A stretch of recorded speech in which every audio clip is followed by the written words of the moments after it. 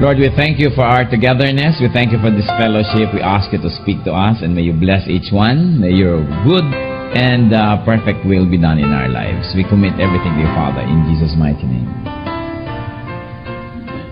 Kilala natin si Joseph, the dreamer. We know the story. It's one of my favorite Old Testament stories. You know that it has all the element of drama and suspense.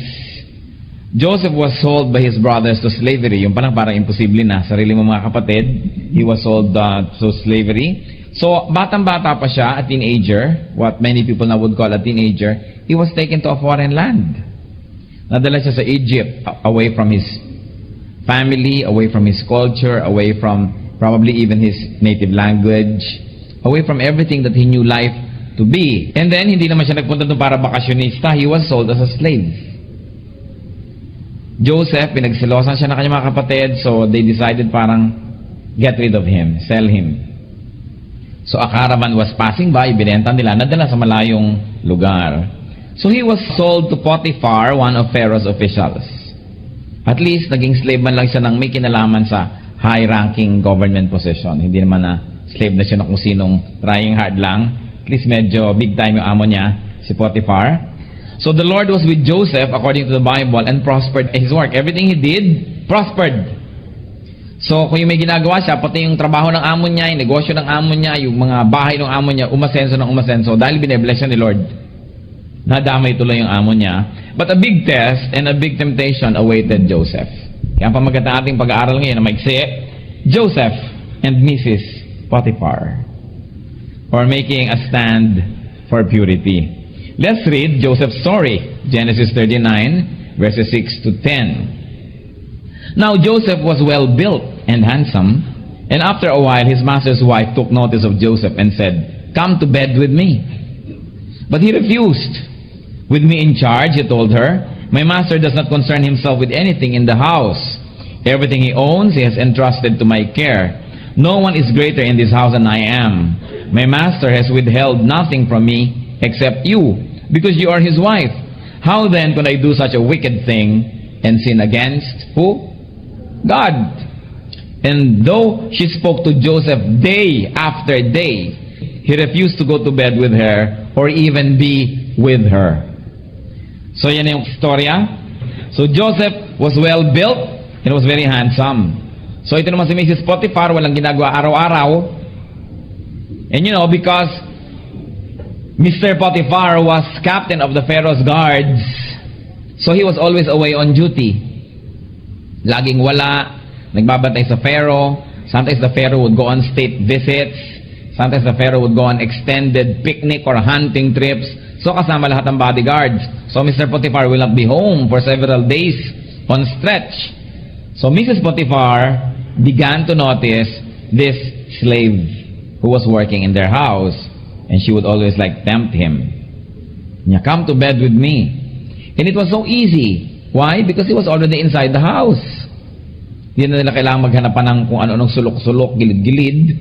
No? Dahil nandun na mismo sila sa bahay. Wala naman yung amo. Siya naman tong general manager ng bahay. Pwede niyang utusan lahat ng katulong. Maglabasan kayo, bilangin yung mga buhangin sa labas. They have the time. They have the space. So it was something very difficult to refuse. Why? Unang-una, it was a command. It was the command of the mistress of the house. Say, "Come to bed with me," she says. Tapos, siguro naman hindi pangit yung babae na yon because mataas ang rango ng kanyang asawa. And you know, the Egyptians are known for their cosmetology. Lahat ng makeup nila, perfume, mga katas at siguro mga dakta ng cactus, ginagawa nilang perfume, etc. So, she must have been very, very attractive, and she kept on speaking to him day after day. If you could resist a temptation for one time, take 2 times, 3 times, but 4, 5, 6, 7, 8, 9 days tuloy-tuloy, you've got to be a very strong man to be able to refuse. But Joseph refused.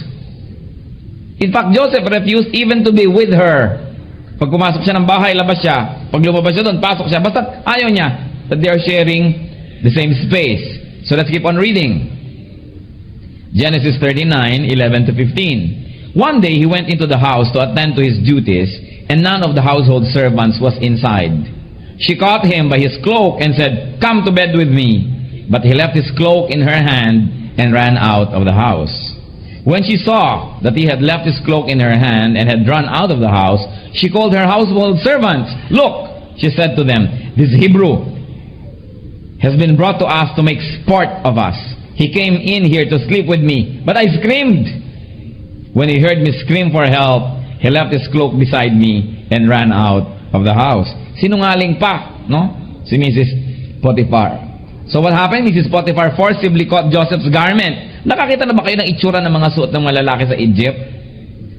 Parang kaprasong tape. Na yung parang nasa sauna ka o nasa gym na magsa-shower ka lang. Yung kaprasong manipis na nakatakip lang dito, no? May konting belt. That's all they wore in the heat of the desert. So Mrs. Potiphar, hinablot niya, hawak niya ngayon. So Joseph ran out, leaving his designer garment in her hands. And then Potiphar cried, "Rape!" Kasi hindi nabili eh. Hindi siya napansin. Galit siya, napikon. So sabi niya, "Rape!" Everybody came in, umimbento siya ng istorya, re-rapin daw siya. Genesis 39:16-20. She kept his cloak beside her until his master came home. Then she told him this story. That Hebrew slave you brought us came to me to make sport of me. But as soon as I screamed for help, he left his cloak beside me and ran out of the house. When his master heard the story, his wife told him, saying, "This is how your slave treated me." He burned with anger. Joseph's master took him and put him in prison, the place where the king's prisoners were confined. Well, you know the rest of the story. Ang ibe-bless nga naman ni Lord, blessing talaga. Kasi, una, he was sold to slavery, but then he was brought to Egypt. He was brought to Egypt. Ang nakakuha pa sa kanya at nakabili sa kanya na amo, captain of the Pharaoh's guards. Kaya nung nagkaroon siya ng problema sa kanyang amo, ikinulong siya sa prisoner where all the employees of the Pharaoh are kept. In other words, ang mga naging kaselda nitong si Joseph sa loob ng prison were also working for the Pharaoh. At isa doon yung Pharaoh's cupbearer, tagadala niya ng kanyang inumin, at baker, yung kanyang panadero. To make a long story short, later on, mapapawalan itong dalawang ito, and one of them will tell Pharaoh about Joseph, would be recruited by the Pharaoh into his service, and one thing leads to another, and Joseph becomes prime minister of Egypt. But that's not our story. Our story is how Joseph stood up in spite of all of these temptations. So Mrs. Potiphar deceived Mr. Potiphar. Siyempre naman, nagalit yung asawa. Pinaniwalaan niya yung asawa niya. Itinapon niya ngayon si Joseph into prison. But it was the king's prison. Only the prisoners belonging to the household of the Pharaoh or to the household of those working closely with him went to that prison. Kung minsan naman hindi mga criminal yung nandun, parang may offense lang, konti, disiplina doon ilalagay. It became a blessing for him. That was Joseph's story. But what about our story? What about your story? Well, just like Joseph, you are beautiful and handsome. You know, you are beautiful, you are handsome, you are desirable, you are useful, you are usable. Therefore, Mrs. Potiphar wants you. Whoever Mrs. Potiphar may be. Mrs. Potiphar may be people, may be things, ideas, or activities. Gusto kayong rekrutin. And these are activities that will make you betray God, or Mr. Potiphar, meaning man, which could be your parents, your family, or your friends. In other words, like Joseph, may naa-attract sa inyo. Merong gusto kayong kunin, gusto nila kayong rekrutin, gusto nila kayong kuhanin, isali sa kanilang mga ginagawa. Siguro ito ay tao, siguro ito ay isang bisyo, siguro isang masamang gawain, pero gusto nila kayong hilahin. Hilahin para magtaksil kayo sa Diyos, kasi sabi ni Joseph, how can I do this against God? Kasi alam niya, kung binetray niya yung trust, cooperate siya sa gusto mangyari ni Mrs. Potiphar, then first and foremost, he would be sinning against God. And he would be sinning against a man, Mr. Potiphar. So ngayon, may mga nagkakagusto sa inyong gusto kayong magkasala rin kayo sa Diyos o magkasala rin kayo sa tao, whoever Mr. Potiphar is. maybe nga parents nyo, maybe kaibigan nyo, maybe kapatid nyo, family, whatever. But you are to be like Joseph, firm and godly. Joseph's imprisonment led to his fortune. Remember this, pag gumagawa kayo ng mabuti, kahit parang ang biglang effect parang hindi laging obviously mabuti, in fact, kumisan parang masama, nagpakabuti na nga ako, masama pa yung nangyari, ginawa ko na nga yung tama, ako pa yung nagsuffer. Remember that God is a God of justice. Na kahit anong gawin ninyo, alam nyo ng Diyos, good will always be rewarded, and evil will always be punished. Sometimes it is not as quickly as men would like it to be, but it always happens. So ano ang pakialam natin sa storyang ito? Meron. If you're going to think of yourself as Joseph, kuminsan siguro, some of you were sold to slavery also. And I don't mean real slavery now. Probably you have felt betrayed or abandoned, left alone, unloved. But just like Joseph, rely on God. Hindi naman siya nagmukmok, hindi siya nagdramang bukid, hindi siya nagdabog dahil nangyari sa kanya yon na yung mga kapatid niya binenta siya sa slavery. In fact, nung nabenta siya sa slavery, he did his best, he performed his best, kaya ang nangyari nga, he became very excellent. God blessed him. Kahit ano ang situation niyo ngayon, and some of you might think, hindi ako mahal ng parents ko, parang si Joseph, hindi ako mahal ng mga kapatid ko, kawawa naman ako, inaapi ako, always do your best. Because when you do your best, the worst won't happen. When you do your best, good things come your way. Because God is a God of justice. Laging may katarungan ang Diyos. So kung ito ang ating background, you feel betrayed, you feel shortchanged, some brothers or sisters are more privileged than you, or some other young people in another house, in another community, seems to be more privileged than you, don't fret. Just keep on doing your best. Because when you do your best, God will bless what you do. And in time, the blessings of the Lord will be very apparent in your life. Magiging obvious that God is blessing you. But you've got to rely on God, be with God, and you should continue to be righteous and good. No other way, but blessings will come to you. That is, if you identify as a Joseph. And everybody can identify with him. Lahat naman may mga pain, may sorrow, may mga injustice na nangyayari sa ating buhay, but he kept on doing his best. And be very faithful to God and be faithful to people who trust you. Tulad nun, sabi ni Joseph, how can I do this? Your husband trusts me. Ibinigay na niya nga sa akin lahat ng mga position dito. Ikaw lang ang di ibinigay kasi wife ka niya. Tapos gagawin ko yun. I cannot do that. So don't betray people's trust. Especially positive, good people. Like parental trust. When your parents trust you, don't betray the trust. Hindi yung pinag-enroll ka, yung pala, ang dami-daming kickback. Kunwari, laboratory fee, etc., etc., no? Tapos libre ng libre. Dahil pag enrollment, mucho-mucho mga estudyante. Ano kaya ang mga ginagawa nilang mga kupit sa enrollment? Kasi pagka-enrollment, ang kumikita lahat ng mga malls, ang lahat ng mga kainan, pati motels, nagkakapuno-puno. Grabe. Surplus na pera ng mga estudyante. O kaya, yung pala nag-enroll ng 3 unit. 3. Araw-araw wala sa bahay. Yung pala kung saan pumupunta, akala ng nanay gagraduate na. Irregular sophomore pa lang pala, 5 taon na. Do not betray trust. Magla-library po ako. Yung pala kung saan-saan sumusuot ng mga gilid-gilid. Trust is important. You know, godly people, godly young people, don't betray the trust entrusted to them. Because the authority of God is delegated through our parents, through our guardians. Trust is important. Don't break it. Be a Joseph. Kahit may opportunity to do wrong, kahit pleasurable to do wrong, Joseph decided to keep himself pure. Naalala ko tuloy yung isang Filipino na naging Mr. International. Have you heard of him? Basa niya sa dyaryo. Sino nakabasa, Messi? 1. Ilan na? 1 lang nagbabasa ng dyaryo? Sino pa? Dumami na tuloy. Okay. There's this Filipino who joined the Mr. International contest. Nanalo siya. Tapos, sabi niya, I'm a virgin. Para si Madonna, no?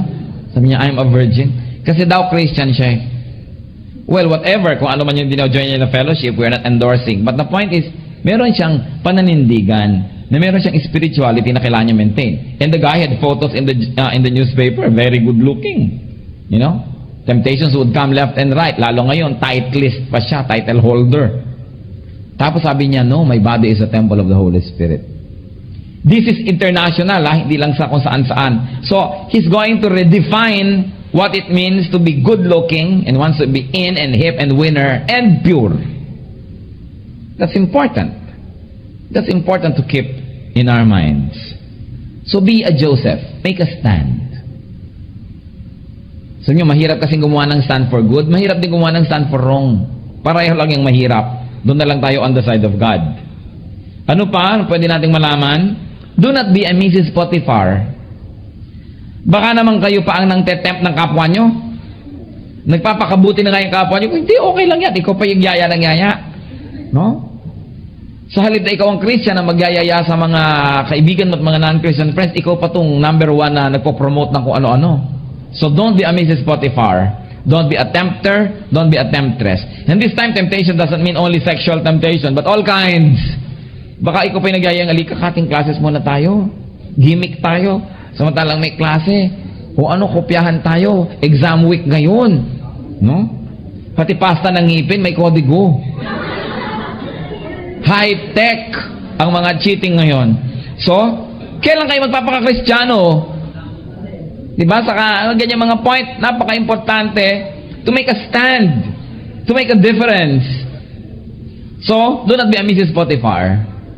And also, do not be a Mr. Potiphar who was gullible. Ang dali-dali niyang nauto ng kanyang wife. Hindi na siya nag-investiga, hindi niya hinanap yung truth, naniwala na siya agad. Kasi, siguro meron siyang affection sa kanyang wife, close sa kanya, naniniwala siya agad. Kaya kayo huwag lalong naniniwala agad kung may affection kayo. Lalo yung affection niyo, mga kung ano-anong crush, boyfriend, girlfriend. Huwag kayong naniniwala agad kasi siyempre uutuin kayo. Lalo mga boys, uutuin kayo ng mga girls. Hindi ka na, mag-date na tayo, sige na. Pipilitin ka ng girls. Akong bahala, ililibre kita. Sabi naman, guy, ayoko kasi yung puri ko. Hindi bale, akong bahala. Oh. So, kailangan mag-ingat, no? Oh, boys, pag-ingatan nyo ang mga girls. Girls din naman. Mag-ingat, huwag kayong papauto. Birthday ko ngayon, sabi ng boyfriend, halika na sa lodge. Ano ako, cake? Pang birthday, Valentine's Day ngayon, halika na sa kung ano-ano. Di ba, patunayan mo sa akin na mahal mo ako. Bumenta na yung style na yan, no? So mga girls, huwag kayong tanga. Huwag kayong kayo pa magpapatunay na mahal nyo nga siya pagkatapos pagbibigyan ninyo, no? Kailangan hindi tanga. O mga boys din, sabi mo ganyan, huwag kang tanga. Kasi baligtad ang mundo ngayon eh, ha? Pag gumagawa ka ng mali, in na in ka, cool, hip, ganyan. Pag gumagawa ka ng mabuti, ikaw tong kontrabida, ikaw tong nachichismis. Nabaligtad na yung mundo. But you know, Christians, dapat tayong matalino. Lalo kayo, young people, dapat head over this, ha? Magpakatalino kayo, hindi puro emosyon. Puro mga I won't last a day without you. Naku, marami nang nagsabi niya, di yan totoo. Tubig nga, mabubuhay ka ng 3 araw na wala eh. No?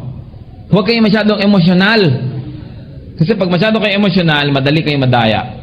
Emotional blackmail ang mangyayari. Kailangan wise. Diba? Gamitin ang utak. Kailangan gamitin ang utak. Huwag kayo magpapauto. At huwag kayo magpapadala sa mga magaling magsalita dyan. Do not be gullible. Do not be careless. And do not allow yourself to become an instrument of the devil. In other words, be firm. At pag may nagyayaya sa inyo sa likod-likod ng kortina, ano sasabihin nyo? Ayaw. Dapat. Yan ang sinasabi natin. Pag may sinasabi sa'yo, hoy, lumapit ka. Ayaw. Halika muna, mag-cutting class tayo. Ayaw. Di ba? Mag-cheating tayo. Ano sabihin nyo? Ayaw. Promise, ha? Halika muna, magpasyal tayo sa amin sa sa ganyan, sa ganon. Kunwari may field trip, mangungulekta tayo ng mga kabibe for biology class. Ano sagot? Ayaw. Dapat, kumano ka, sinuswerte, ayaw. Dapat yan ang sinasagot. Alam niyo kung ayaw ang sagot niyo, hindi kayo mapapahamak. Hindi sa magulang yung ayaw Mag-aral ka na, ayaw. Sabi ng teacher, isubmit na ang term paper, ayaw. Pasok na tayo, ayaw. Gimmick tayo, nasan? Ganon. Kaya nagkakagulo-gulo ang mundo. So remember this story. Remember Joseph. Yung mga storya na yan, sinulat, hindi naman yan third person hindi yan second person. First person yan, it's I. And sa inyong case, it's you. Yung storya na yan, storya natin. Kasi nangyayari pa lahat. Kailangan matuto tayo sa ganyan mga instances.